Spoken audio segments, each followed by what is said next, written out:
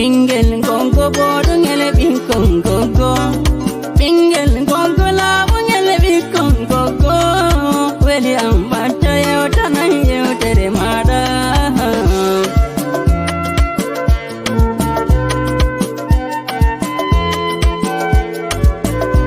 Gambingel gongo atti mido yala to gogo. Jamma enange mido dari tonguro gogo. Jam nyalni gogo. Jam hiri gogo. Jam wali gogo. Mido amnuma mido lenuma mido tendine gogo.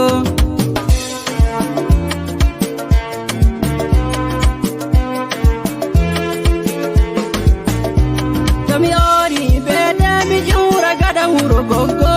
Lazara mido laulo mi ala uro gogo.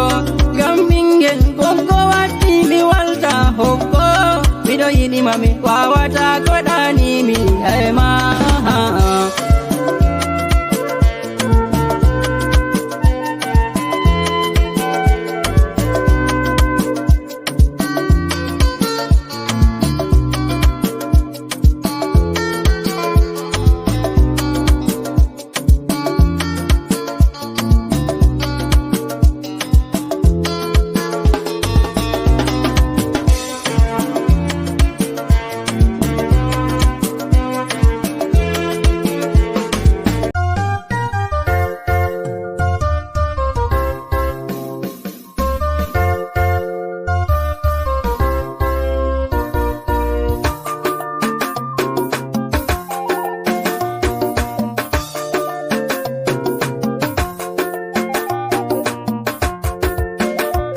Baba Senegal President Macky Sall pullo bi pullo olami Senegal fesi ke hande Macky Sall on lami.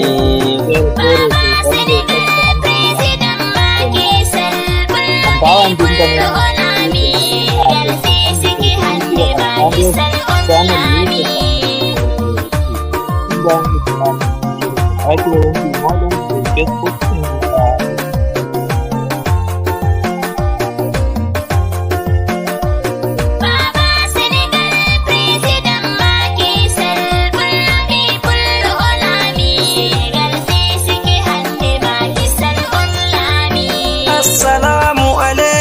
Misilmini domo don minna dobi egge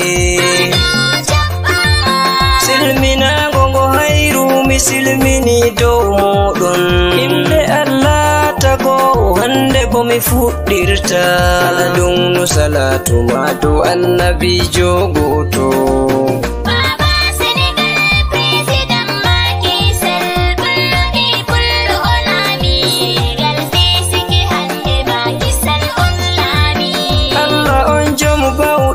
Beddina fasaha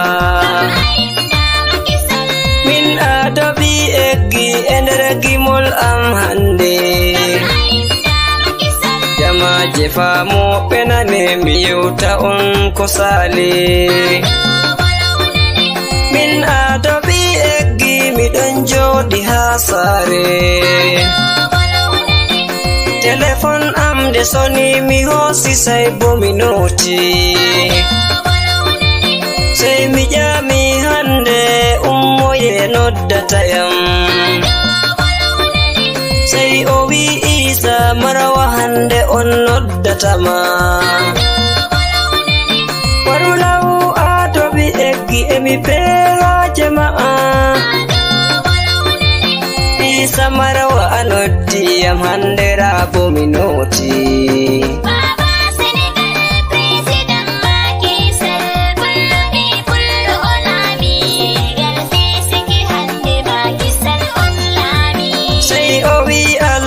Baba Amadu dan pullo hanko on noddata ma odon mari ha jama'a Isa marawa o yari yam yeso Allaji baba Amadu dan pullo noddi yam rami yotti mi tuggi ha yeso ma'a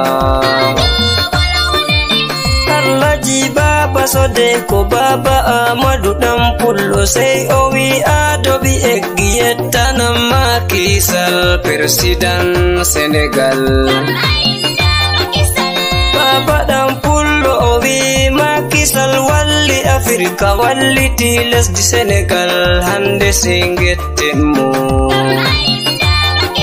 nane gimol yettore president makisal Afrika fu yettima president makisal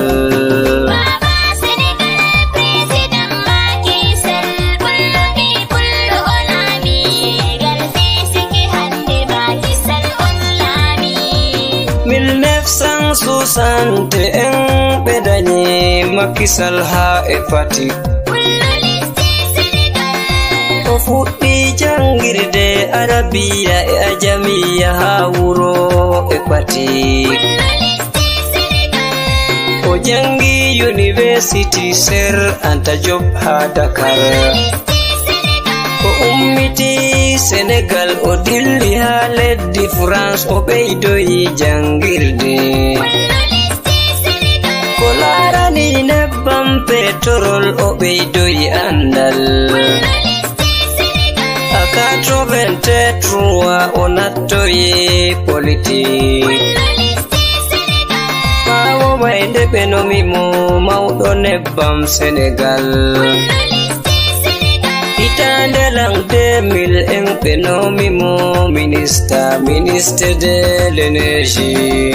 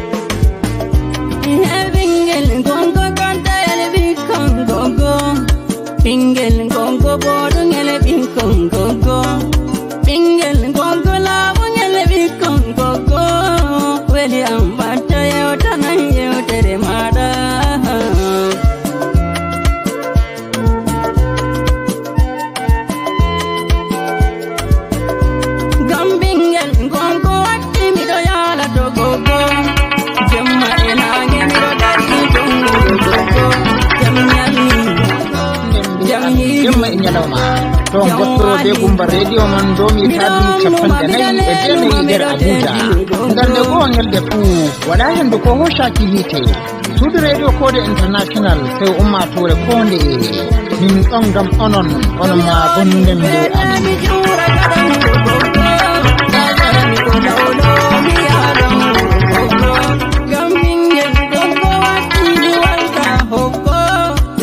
mami wawata kodani mi ema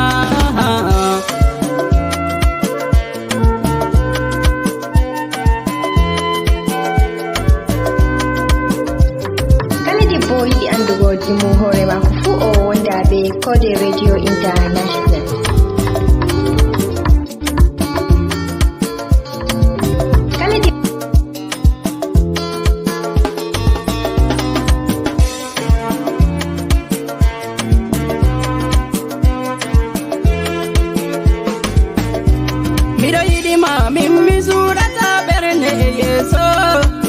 mami wangina fayimbe fama mido yidima Allah na yidi bingel gogo fami ala ne lawa wide an woni gunan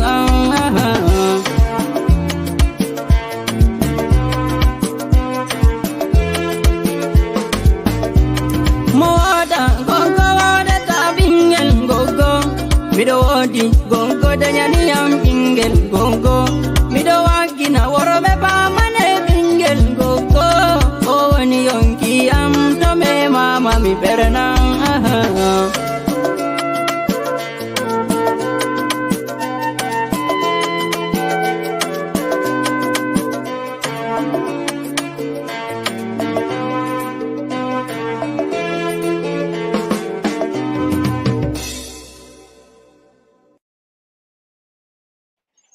Joni bo ɗum wakkatire nde min nattata suudu kubaruji amin ɗi jemmare nde.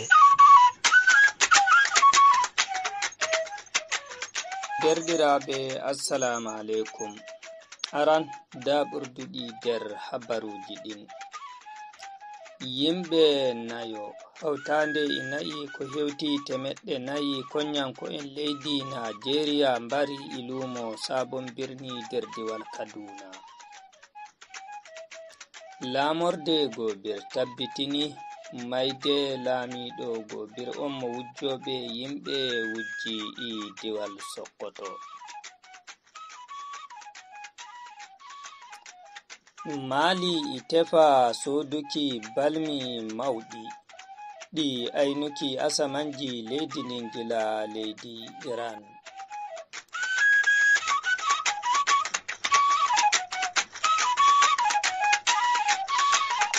Joni sai mo'itinon jonde gam nanki no kubaruji ɗin gontidiri. Yimɓe nayo ina'i ko hewti temeɗɗe nayi konyanko'en leydi Najeriya mbari ilumo sabon birni nder diwal Kaduna. Kubaruji gila sabon birni nder hukuma lamu pamara igabi diwal Kaduna bi'i nyalde altine salinde soja'en Najeriya mbari na'i ko hewti kombi temeɗɗe nayi hawtande yimɓe nayo. Ardiɗo mi yetti Allah kawtal hore mo diwal Kaduna Alhaji Aliyu Yakubu tabbitinani kode yi kubaruwol fe'ango hunde nden. Sojan leydi noya gari na wai ko pirwal ba ko mo wima pirwal wimo labari won ɗon ɗo emi wodi tabbacin fulɓe tawaɓe ɗon ko ɗum non faari ko ɓe arti sai ɓe nangi chairman gonɗon lumo sai o waɗi pishi sai ɓe barimo. To ko ɓe barimo sai goɓɓe sukaɓe ummoy kamɓe ma kamɓe tato sai ɓe bari ɓe. To ko ɓe dari na on goɗɗon kawai ɓe ummi ɓe gaɗi ka fiɗi kongo kawai ɓe ala ko nagge diwi miya ko diwi bigel go'o kawai diwi ɗakkiti. On goɗɗon ko waɗi gan nagge 400-500 de wani abu ngo fu ngo halkama e binduɗi noya ɗum e hiite noya ɗum juɗɗungo na wai ko jirgiyal dow. Ta wujjanama 10 a yahay tawa ɗiɗi ɗon ko tati. To amma woɓɓe ɗon tuma konyanko'en leydi Najeriya e mbarol fulɓe ina ewo maɓɓe nonni tan ngam hana amma wadduki joni agal konyanko'en soja'en leydi Najeriya mbolwa dow lamar kan ko andinki dalilaji maɓɓe ɗi mbarol adune ina ewo jarango lumo ngon. Non bo gwamnatiwa diwal ngal wani wolwuki waddugo joni fu ifata kewol tefuki laboral habaru ɗum ɗi kode rediyo lildi bolwanowo itana lamu diwal Kaduna on Samuel Arwan o wani jabaki kode wadduki joni. Lamorde Gobir nder diwal Sokoto laɓɓini mayde laamiɗo Gobir on Alhaji Muhammadu Bawa Isa mo ɗum wujji hawtande e ɓiyi ko bolwanowo itana lamorde nden Alhaji Shu'aibu Gonda Gobir wi'i ɗum yofoyi mo hanki jemma ɓawo ɗum yoɓi gujjuɓe ɓe cede jobdi amma ɓe ngani hokkuki ɓe goski malla gaware nyako mako on laaminoɗo Gobir ngam wiide maɓɓe ɓe yadake ɓe irimo. Horejo laamu leydi Najeriya Ahmed Bola Tinubu laani mbarol laamiɗo Gobir mo gatawa Alhaji Isa Bawa nden bo o hocci alkawal jabruɗe har hurguki lamar rento leydi ndin. Horejo laamu leydi ndin haalika derwongol fatakewol ngol fofo mayde laamiɗo gobir on mo wujjoɓe yimɓe tefa jobdi mbari ngol bolwano ngol ballo maako ha cani cakol habaruji a juri ingilali wurtini hande fajira.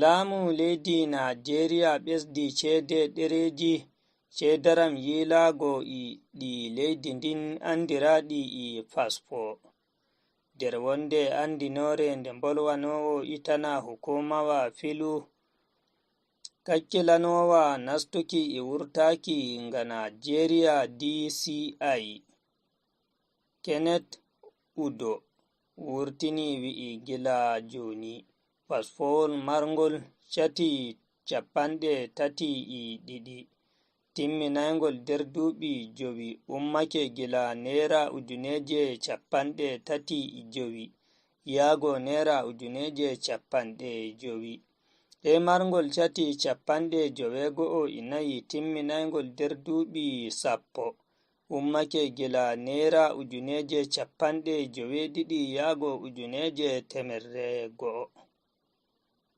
Totoni o woytu kubaruji ɗi ɗo warana on iga kode radio international Abuja lamorde leydi Nigeria.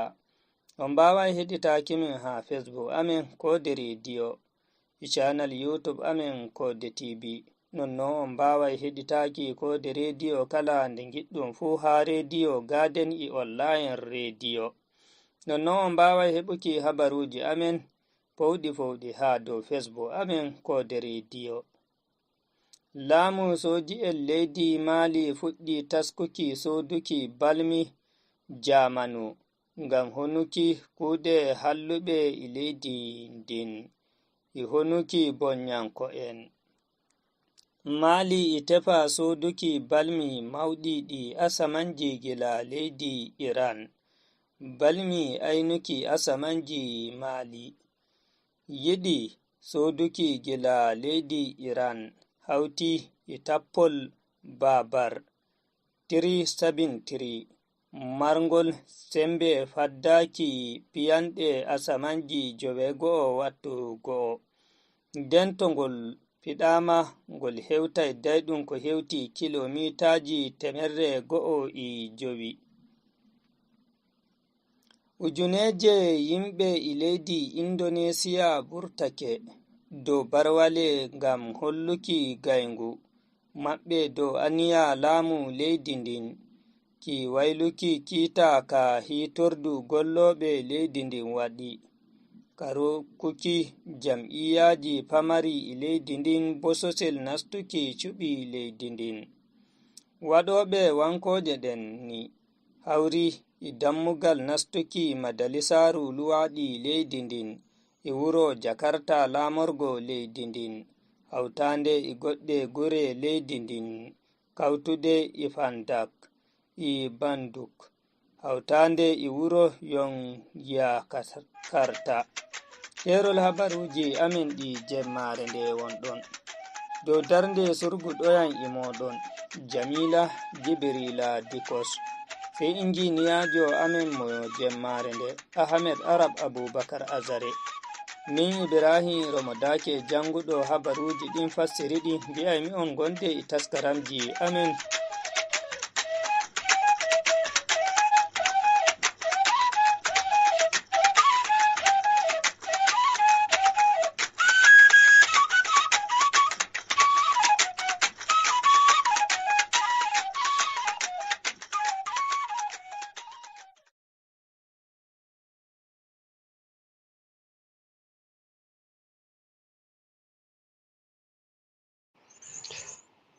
Habaruji duniyaru keɗitiɗon iga ɗo kode radio international Abuja dow darnde taskaramji amin ɗimin keɓata waddanki on da gimi goɗɗi iga yimoɓe Afrika.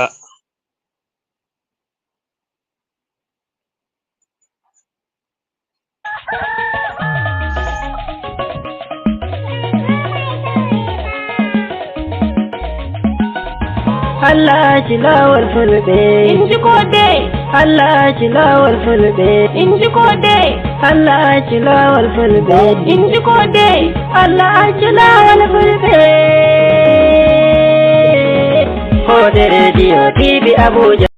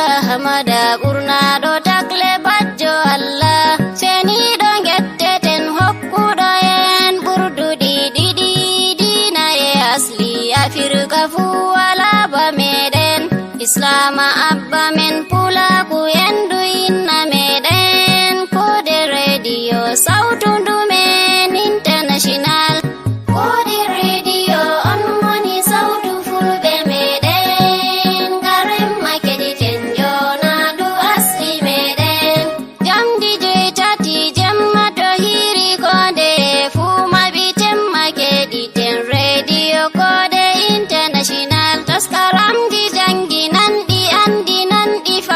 Nandi Kode Radio welnana fulbe international Bapullo e woni fulado I horref international non Kode Radio lutani fulbe international Habaruji Kode Radio chahidi labdi beldi ndeni fu ekedi ten sautu pula ku international Kode Radio on woni sautu fulbe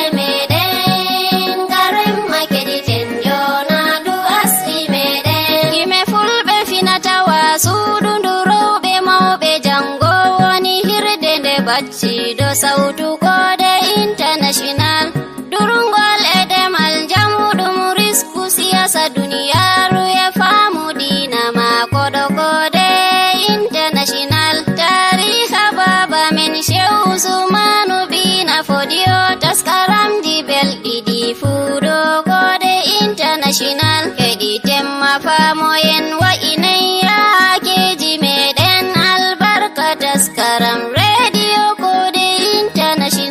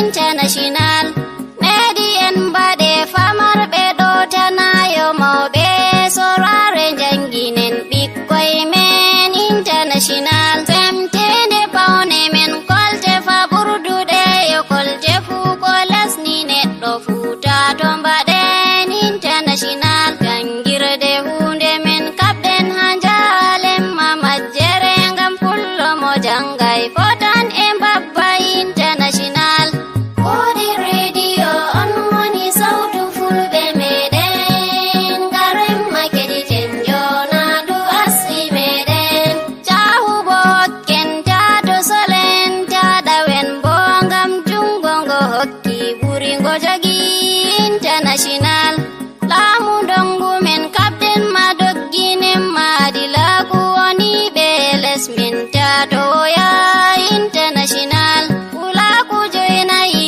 hempiɗi moɓi jonde duniyaru e min bo mi sawri ɗalen maguyke international allah barkiɗin hafsatu demmo yusɓi himrende kode rediyo sautu pulaku international kode rediyo on woni sautu fulɓe meɗen garemma keɗiten jonandu asli meɗen garemma keɗiten jonandu dina meɗen garemma keɗiten jonandu asli meɗen garemma keɗiten sautu kode meɗen garemma keɗiten jonandu asli meɗen garemma keɗiten sautu pulaku meɗen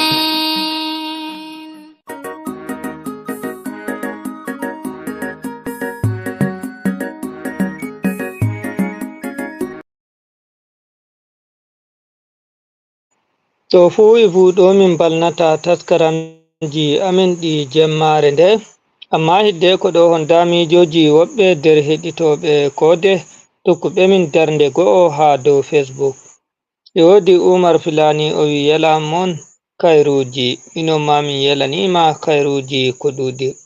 Muhammad Awwal Nasarawa Ganye o wi on jarama.